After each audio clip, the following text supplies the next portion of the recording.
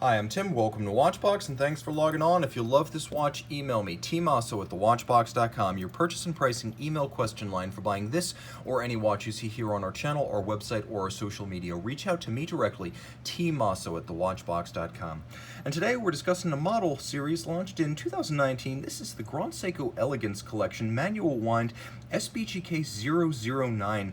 Launched in 2019 in stainless steel, it uses an all-new manual wind Grand Seiko movement, the first in almost a decade, and as you can see, the timepiece is also thin and fine, 12.1 millimeters thick, 39 millimeters in diameter, 44 millimeters lug-to-lug, and if you include the solid end links to the bracelet, it's still reasonable 46.5 millimeters across the wrist, with a 19 millimeter spacing between the lug horns. Throw it on my 16 centimeter circumference wrist, and you can already see this watch is different than most of the SBGKs in that it includes a multi-link bracelet rather than a strap. It's a good look for the watch, and the many small individual links give the bracelet a silken feel on the wrist, even as it ventilates far better and offers more long-term durability and value than the straps. It has a handsome integrated look to it that the nostalgic strap-borne originals didn't necessarily have. So this is a watch that's a bit sportier than the others, even though it is Elegance Collection. As you can see, it's nicely made.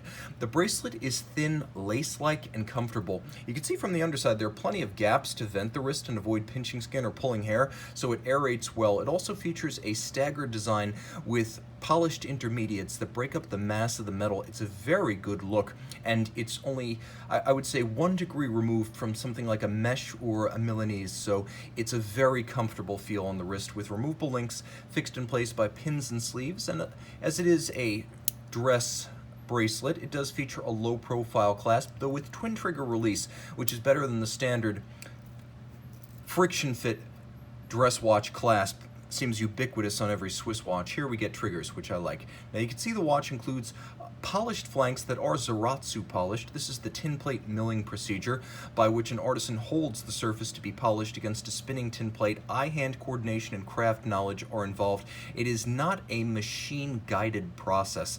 It's a manual one, and one that takes approximately 3 years to master with the training in-house at Grand Seiko. Impressive stuff. The caseband is made to appear even thinner thanks to the break between the polished and the satinated flank, and you can see it's been polished on its underside as well, which is somewhat recessed to give the watch the appearance of a thinner timepiece on the wrist. There's a simple Grand Seiko branded crown and a flat conical bezel surrounding a bubble-like domed and cambered sapphire that's designed to evoke a vintage plexiglass.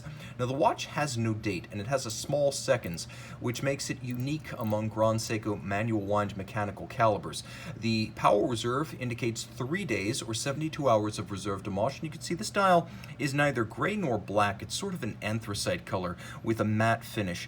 The dial furniture is exquisite, from the logo to the indices to the hands themselves. All these parts are finished by hand by artisans who just create these micro components using diamond-tipped milling tools to create the polishing, the faceting, and the jewel-like twinkle. You could see in particular the hands, which are satinated on their tops and beveled on their sides, but with the bevels razor sharp and mirrored. It's an impressive dial and a simple one all at once. There's a lot of grace to this watch, and you can see on the reverse side there's that new caliber 9S63 manual wind 3-day power reserve. It does feature hacking or stop seconds, so if you wish to set the watch to a reference time, you can. It features a power reserve indicator. It pivots on 33 jewels, and it's adjusted in 6 positions, which is 1 more than the Swiss chronometer standard of 5, so Grand Seiko going above and beyond in the refinement of this caliber. The finish is handsome but mostly mechanical, and the watch is 30 meters water resistant, so it's not necessarily a sports timepiece, though on the bracelet in steel with the dark dial, it does feel sportier than the other SBGK models. It's a handsome timepiece and a distinctive one, and it's a great alternative to something like a Rolex Explorer or a Rolex Air King. It has gravitas, it's handmade and hand finished, and it comes from a brand that you don't see every day around the office. Email tmosso at thewatchbox.com for purchase and pricing details of this Grand Seiko Elegance SBGK009 hand wind.